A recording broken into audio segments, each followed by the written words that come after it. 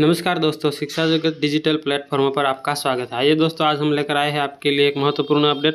दोस्तों, राजस्थान के बेरोजगारों के लिए एक बहुत बड़ी खुशखबरी लेकर आया हूं मैं। तो सबसे पहले आप अगर हमारे यूट्यूब चैनल पर नए हो तो हमारे चैनल को सब्सक्राइब जरूर करें और वीडियो को अंत तक जरूर देखें।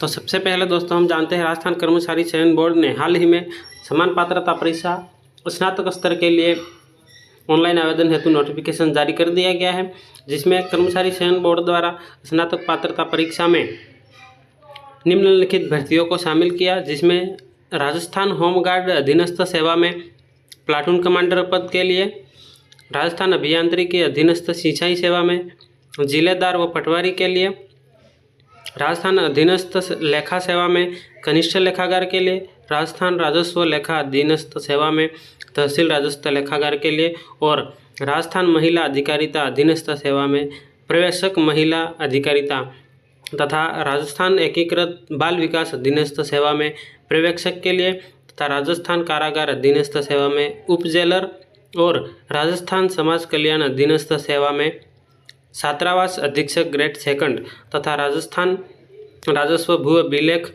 भू प्रबंधन एवं उप निदेशक अधीनस्थ सेवा में पटवारी तथा राजस्थान पंचायती राज में ग्राम विकास अधिकारी और राजस्थान राज्य कृषि विपणन बोर्ड सेवा में कनिष्ठ लेखागार के पदों को शामिल किया गया, जिसमें पहले से शामिल भर्तियां भी शामिल है और हाल ही में कर्मचारी चयन बोर्ड ने पटवारी, ग्राम सेवक और कनिष्ठ लेखागार की भर्ती को नए सिरे से उसमें शामिल किया गया है।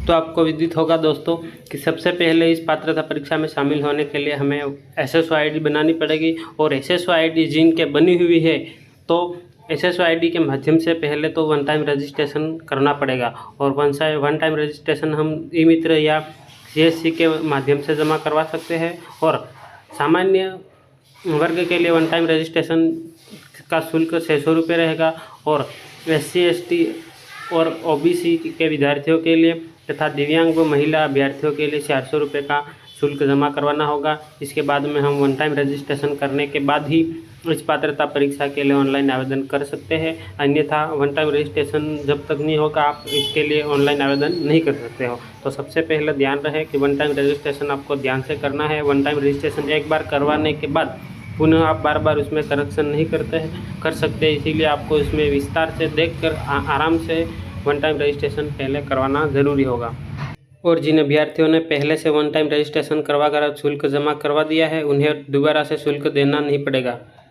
और शैक्षणिक योग्यता की बात करें तो इस पात्रता परीक्षा में शामिल होने के लिए अभ्यर्थी का स्नातक स्तर या उसके समकक्ष डिग्री होना जरूरी है और जो अभ्यर्थी अंतिम वर्ष में या परीक्षा में शामिल हो रहा है वह भी इसके लिए पात्र होगा, वह भी अपना ऑनलाइन आवेदन कर सकते हैं। तो ध्यान रहे, समान पात्रता परीक्षा में शामिल होने के लिए विद्यार्थी के पास स्नातक की डिग्री होना जरूरी है। और साथ ही आयु सीमा की बात करें तो समान पात्रता परीक्षा स्नातक स्तर 2024 में आवेदन करने के लिए उम्मीदवार की आयु 1 जनवरी 2025 को 18 वर्ष तथा 40 वर्ष के अधिक नहीं होनी चाहिए, यानी कि कम से कम 18 वर्ष का उम्मीदवार इसके लिए आवेदन कर सकता है और 40 वर्ष तक का उम्मीदवार इस हेतु आवेदन कर सकता है। 40 वर्ष से अधिक का कोई भी कैंडिडेट है इसमें शामिल नहीं हो सकता है। और समान पात्रता परीक्षा स्नातक स्तर में राज्य सरकार ने विभिन्न श्रेणियों के लिए छूट भी दी है आयु सीमा में। तो आयु सीमा में छूट का प्रावधान की बात करें तो सामान्य वर्ग की महिलाओं के लिए 5 वर्ष की छूट है तथा अनुसूचित जाति, अनुसूचित जनजाति और अन्य पिछड़ा वर्ग के पुरुष अभ्यर्थियों के लिए भी राज्य सरकार ने अस्थायी निवासी को 5 वर्ष के लिए छूट दी है। और अनुसूचित जाति, अनुसूचित जनजाति, अन्य पिछड़ा वर्ग, अति पिछड़ा वर्ग और आर्थिक रूप से कमजोर वर्ग की महिलाओं के लिए राजस्थान के स्थायी निवासी होने पर उन्हें 10 वर्ष की छूट दी जाएगी। और इसी के साथ ऑनलाइन आवेदन प्रक्रिया की बात करें तो उम्मीदवार को आयोग की ऑफिशियल वेबसाइट या स्वयं की SSO ID के माध्यम से सबसे पहले तो मैंने आपको बता दिया कि उसमें सबसे पहले आपको रजिस्ट्रेशन करवाना होगा। रजिस्ट्रेशन करवाने के बाद 9 अगस्त 2024 से 7 सितंबर 2024 रात्रि 12 बजे तक आप समान पात्रता परीक्षा के लिए ऑनलाइन आवेदन कर सकते हैं। और आवेदन में किसी भी प्रकार की कोई त्रुटि होती है तो उसके लिए आपको आयोग द्वारा अलग से सूचित कर दिया जाएगा। और इस समान पात्रता परीक्षा का आयोजन 25 सितंबर 2024 से 28 सितंबर 2024 के मध्य करवाया जाएगा। और यह परीक्षा अगर एक से अधिक चरणों में आयोजित होती है तो जिसमें नॉर्मलाइजेशन की कार्यवाही की जाएगी। तो अभ्यर्थी ध्यान रहे कि 25 अगस्त सितंबर से 28 सितंबर के मध्य परीक्षा का आयोजन होगा। इसमें नॉर्मलाइजेशन होना अनिवार्य है। तो आई होप, आशा करता हूँ दोस्तों ये वीडियो आपको अच्छा लगा होगा। वीडियो अच्छा लगा हो तो वीडियो को लाइक करें, कमेंट करें और अपने दोस्तों के साथ शेयर जरूर करें। धन्यवाद।